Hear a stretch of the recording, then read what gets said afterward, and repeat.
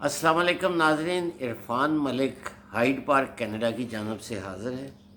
आज का प्रोग्राम जैसा कि ताहिर राव साहब जो हमारे CEO हैं हाइड पार्क के, उनकी खसूसी हदायत और खसूसी फरमाइश पे मैं पेश कर रहा हूँ। इरफान मलिक मेरा नाम है। आज के जो मेहमान हैं वो एक गैर रवायती शख्सियत है।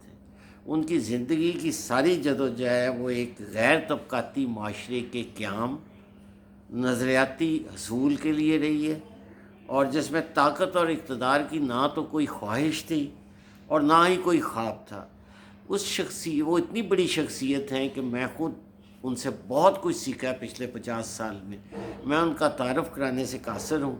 मैं ये कोशिश करूँगा कि जनाब परवेज़ मजीद साहब, जिनका जो किसी तारफ़ के मोहताज नहीं, वो अपने अल्फाज में अपनी सियासी जदोजहद के बारे में आपको बताएं। अस्सलाम वालेकुम परवेज़ भाई। जी थैंक यू इरफान भाई, शुक्रिया मेहरबानी।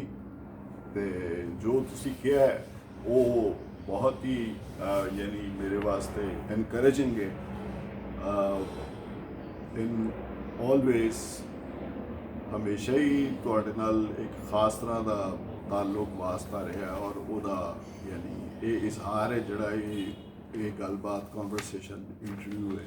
जी सर। और मेरा ख्याल है कि तुसी थोड़ा जिहा कुछ ज़्यादा कर दिता है इन्ना नहीं सर, मैं घट किया सर, मैं ज़्यादा नहीं किया। मैं जनाब का तारफ़, मेरे को अल्फाज ही नहीं कि मैं जनाब का तारफ़ करावां, क्योंकि तुसी एक नज़रियाती शख्सियत हो।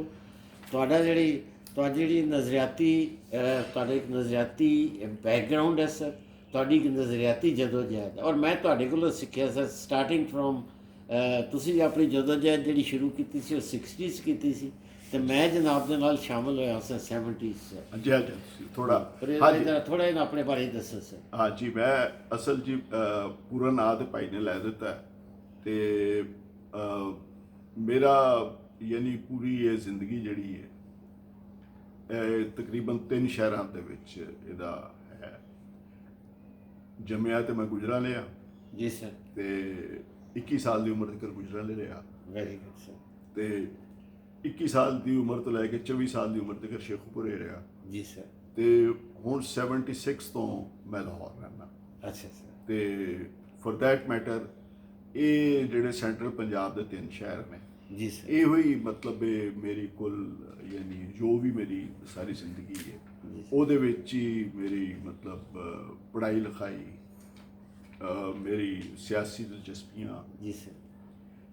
ਉਹਦੇ बाद बैंक की नौकरी के दरम्यान लॉ करन दी नाकाम अटैम्प्ट। अच्छा। हाँ जी। और फिर और नौकरी जी है 76 च शुरू होकर 2010 तक चलती रही।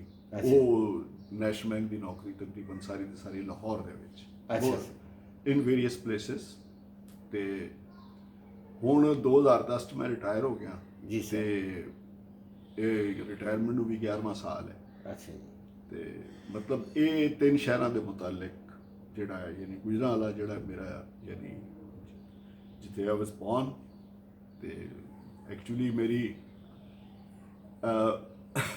डेट ऑफ बर्थ है 17 अगस्त 50। अच्छा, वेरी गुड सर। तो अर्ली जी है जो तुसी फरमाया या जो मेरे हुक्म है थोड़ा, वो ये है कि अवेयरनैस बहुत जल्दी आ गई, सियासी मामला की समझ आने लग गई। अच्छा। तो अयूब खान का इलैक्शन वर्सिस मादर मिलत वो लैंडमार्क सी, वो टर्निंग पॉइंट है जिहदे मतलब मैं यानी ये कॉलेज तो काफ़ी पहले। अच्छा। कॉलेज मैं 67 च गया, लेकिन ये अयूब खान मार्च ते मादर मिलत का जो इलैक्शन है ये 64 है। अच्छा।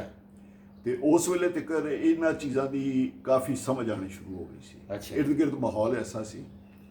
तो फिर 67 दे विच जिहड़ा बाकायदा यानी 65 की जंग के इमीडिएट आफ्टर अच्छा।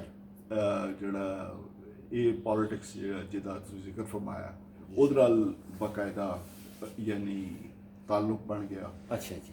तो फिर एक्टिवली मैं गुजराले दे विच जिन्हां लोगों तो बहुत मतलब अव्वल आखिर जिहड़े ने वो सैयद सिबतुल हसन जैगम ਅੱਛਾ। ਉਹ ਉਹਨਾਂ ਦਾ ਇੰਤਕਾਲ ਨਵੰਬਰ 2010 'ਚ ਹੋ ਗਿਆ ਸੀ ਜੀ ਸਰ।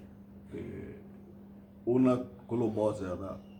ਫਿਰ ਜਿਹੜਾ ਦੂਸਰਾ ਫਰੰਟ ਸੀ ਜਰਨਲਿਸਟਿਕ ਫਰੰਟ, ਗੁਜਰਾਂ ਵਾਲੇ ਇੱਕ ਪੁਰਾਣੇ ਜਰਨਲਿਸਟ ਸਨ ਤਾਰਕ ਮਿਰਜ਼ਾ, ਅੱਛਾ ਜੀ। ਉਹਨਾਂ ਦਾ।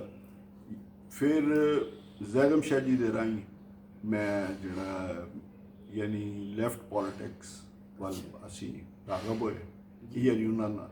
ਔਰ ਬਾਕੀ ਸਾਰਾ ਸਿਲਸਿਲਾ ਜਿਹੜਾ ਹੁਣ ਤੱਕ ਦਾ ਉਹਦੇ ਵਿੱਚ ਉਹਨਾਂ ਦਾ ਬਹੁਤ ਹੀ ਨਾ ਭੁੱਲਣ ਵਾਲਾ ਯਾਦਗਾਰ ਕਿਰਦਾਰ ਹੈ। ਔਰ ਮੈਂ ਕਮ ਸੇ ਕਮ ਉਹਨਾਂ ਨੂੰ ਨਹੀਂ ਕਦੀ ਭੁੱਲ ਸਕਦਾ। ਬਹੁਤ ਅਜ਼ੀਮ ਆਦਮੀ ਸੀ। ਔਰ ਉਹਦੇ ਵਿੱਚ ਗੁਜਰਾਂਵਾਲੇ ਦੇ ਵਿੱਚ ਉਹਨਾਂ ਨੇ ਜਿੱਥੇ ਮਤਲਬ ਬਹੁਤ ਸਾਰਾ ਕੁਝ ਦੱਸਿਆ, ਸਿਖਾਇਆ, ਉਂਗਲ ਲੈ ਕੇ ਫਿਰੇ, ਪੋਲੀਟੀਕਲ ਐਕਟਿਵਿਸਟ ਬਣਾਇਆ। ਉਹਦੇ 'ਚ ਜਿਹੜਾ ਤਾਰਕ ਮਿਰਜ਼ਾ ਸਾਹਿਬ ਜਰਨਲਿਸਟ ਸਨ, ਉਹਨਾਂ ਦਾ ਵੀ ਬਹੁਤ ਅਹਿਮ ਸੀ, ਉਹ ਮੇਰੇ ਮਹੱਲੇਦਾਰ ਵੀ ਸਨ। ਤੇ ਵੈਸੇ ਜ਼ੈਗਮ ਸ਼ਾਹ ਜੀ ਵੀ ਇੱਕ ਵੇਲੇ ਕਿਰਾਏ 'ਤੇ ਉੱਥੇ ਆ ਕੇ ਸਾਡੇ ਬਣ ਗਏ। ਅੱਛਾ। ਤੇ ਅਸਲ ਜਿਹੜਾ ਗੁਜਰਾਂਵਾਲੇ ਮਜ਼ਦੂਰ ਕਿਸਾਨ ਪਾਰਟੀ ਦਾ ਜਿਹੜਾ ਸੀ ਸਿਲਸਿਲਾ, ਜਿਹਦੇ ਨਾਲ ਮੈਂ ਮੁਤਲਕ ਸਾਂ, ਉਹਨਾਂ ਦਾ ਸਟੱਡੀ ਸਰਕਲ ਸੀ। ਅੱਛਾ ਜੀ। ਜਿਹੜਾ ਮੈਂ ਜੁਆਇਨ ਕੀਤਾ ਜ਼ੈਗਮ ਸ਼ਾਹ ਜੀ ਦੇ ਕਹਿਣ ਦੇ ਉੱਤੇ।